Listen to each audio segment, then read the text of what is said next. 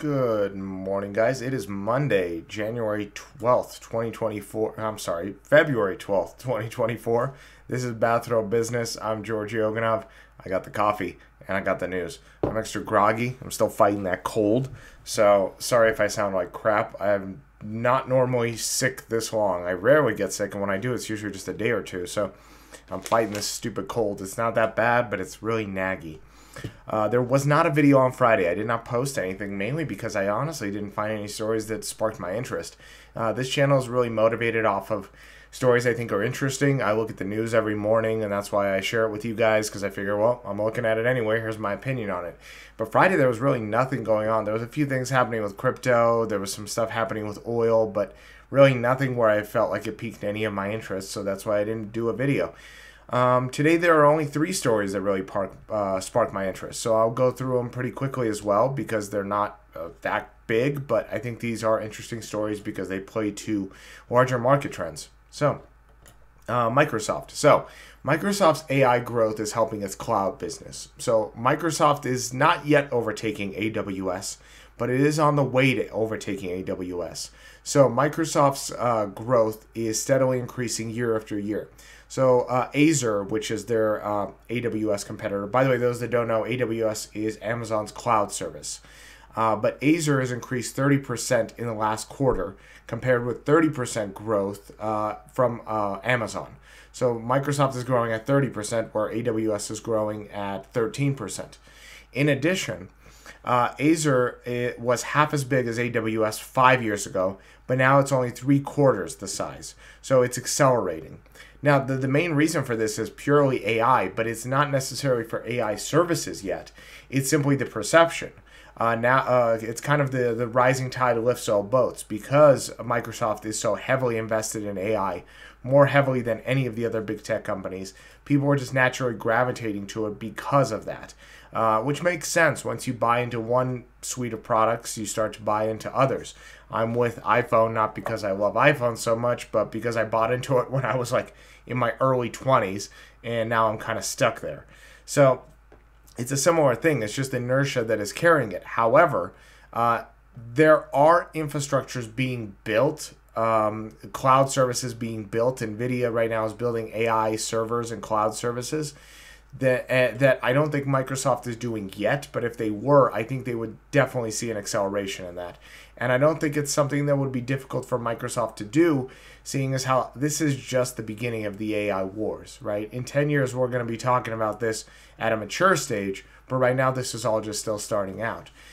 So this is going to be a long way to go, and I think Amazon is going to take a back seat very quickly. I think within the next year and a half, Microsoft is probably going to overtake cloud services, and Amazon is going to continue to shrink in that department because as much as we like to talk about Amazon as a retailer, their retail side is not as profitable as their tech side, actually. And so this is going to be a major blow to Amazon in the coming years if they don't get with it. Now, they are launching AI programs. They have AI programs, but so far that's just chatter. That hasn't really made much impact into the market. Next story I'm going to talk about is oil. So we've talked about before about consolidation in the Permian Basin, which is that area in Texas, Oklahoma, etc., where shale oil is dominant. So last year, no, it was Chevron. No, it was ExxonMobil that consolidated in that area and bought up Pioneer. And then Chevron did have a deal a few weeks ago. And then now a smaller company, I have not heard of this company, Diamondback Energy, is buying Endeavor Energy for $26 billion. So we're keep seeing more and more consolidation in that region as I think it's becoming more and more of a mature technology. Usually the bigger players will start entering once the market is stable. So I just think that's interesting. I think that will affect oil prices in the coming years. I think it's going to not necessarily raise prices, but it's going to make them less volatile as fewer players are involved in the process. And then the last thing I want to talk about is cars. So cars are becoming more expensive to repair. Motor vehicle maintenance and repair costs for the last 10 years, so this is from November 2023, November 2013 to November 2023, has increased 4.1% per year over the last 10 years. So that's a 40% rise total in that time period. That is not a small amount. Remember, even during that time, inflation rates were supposedly at 2%, right? So even during the period where inflation wasn't running rampant, the cost of car repairs was outpacing inflation.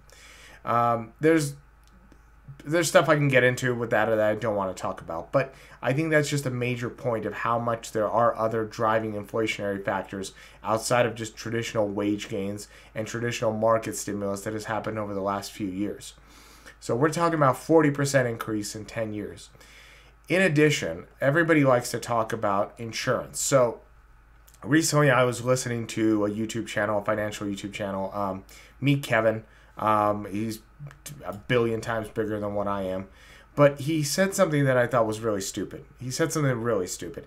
He said insurance, the reason inflation is going to go down is because this, and this. This was a number of weeks ago before we've seen all the numbers come out from the Fed, et cetera, et cetera.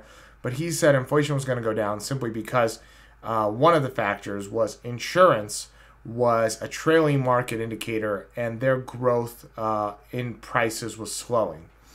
Insurance is never a trailing indicator. If insurance was a trailing indicator of the market, then they wouldn't survive as a business. If you as an insurance carrier were behind the market by 3 months, 6 months, 10 months, a year, eventually you would go bankrupt because you cannot keep up with the cost of production, inflation, payouts, right? Insurance is actually a market leader.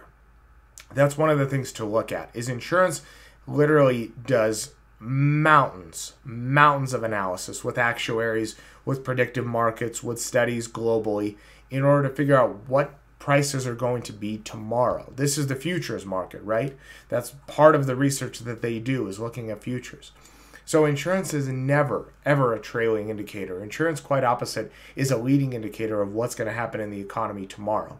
So the fact that insurance prices are steadily rising, as they always do, but at an accelerated pace, lets you know that they know that costs are going to be higher in the next 6 months to a year and not lower, because their rate of increase of premiums is on par with what they believe is going to be the cost of repairs, payouts, etc. Now, they could be wrong. Of course they could be. But to say that they're a trailing indicator is silly. And so that's why I think that they've been looking at these data, and that's why your car premiums have been going up for the last 10 years, because they know the cost of repair. So anytime your insurance premiums go up on anything, that's a sign of what's going to happen in the market in the next 6 months to a year. I just want that remembered. That's pretty much it. I got to get to work. I will see you guys tomorrow. I hope you have a productive day.